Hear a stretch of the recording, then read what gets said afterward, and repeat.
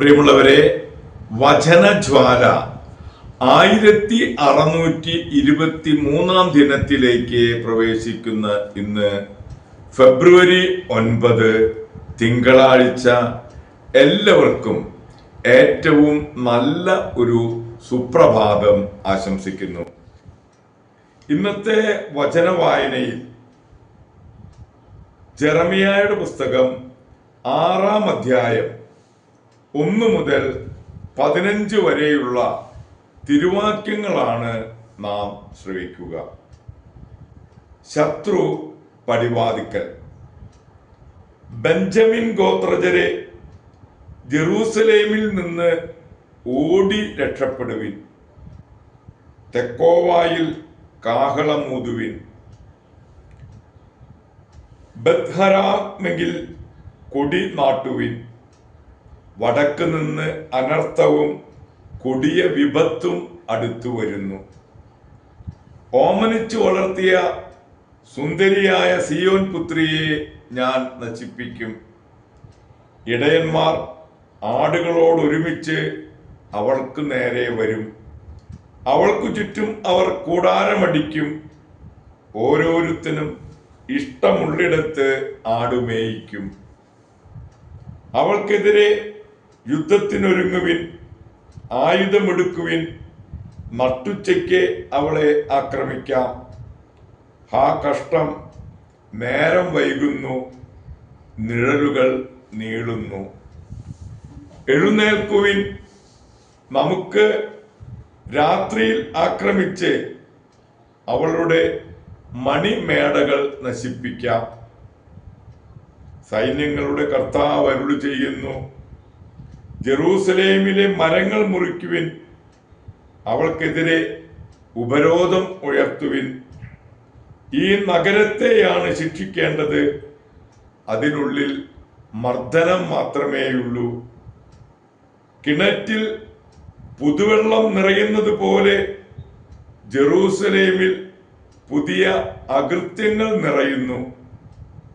അക്രമത്തിന്റെയും നശീകരണത്തിന്റെയും സ്വരമേ അവളിൽ നിന്ന് ഉയരുന്നുള്ളൂ.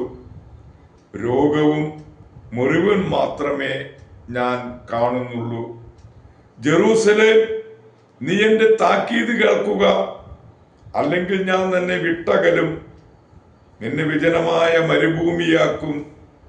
സൈന്യങ്ങളുടെ കർത്താവ് അരുളി ചെയ്യുന്നു, മുന്തിരിയുടെ കാലാ പെറുക്കുന്നത് പോലെ ഇസ്രായേലിൽ അവശേഷിച്ചവരെ തേടിപ്പിടിക്കുക. മുന്തിരിപ്പഴം ശേഖരിക്കുന്നവരെ പോലെ അതിന്റെ ശാഖകളിൽ വീണ്ടും വീണ്ടും തിരയുക.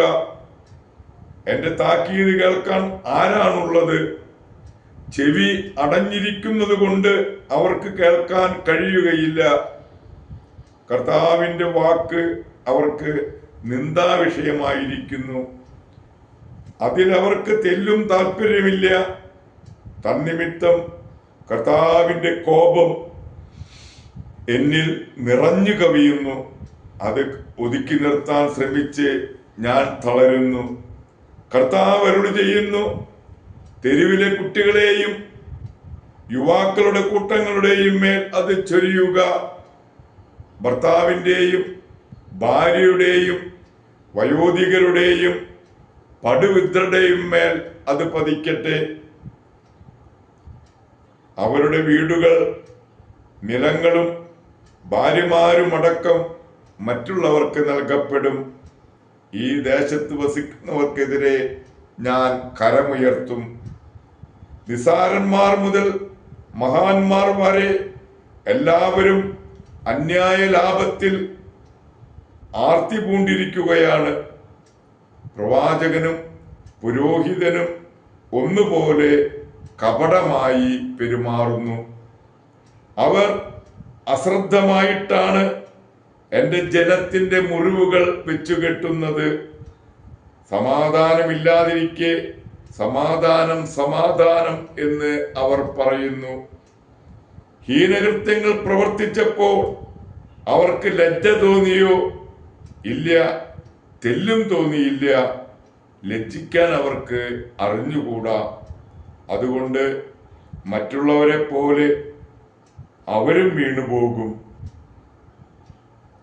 ഞാൻ അവരെ ശിക്ഷിക്കുമ്പോൾ അവർ നിലം പതിക്കും.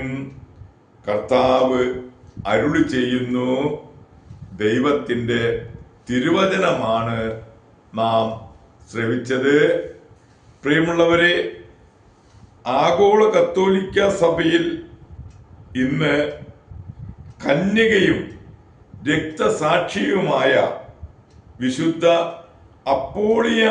അപ്പോളിനിയായെ അനുസ്മരിക്കുന്ന പൻസുദിനം.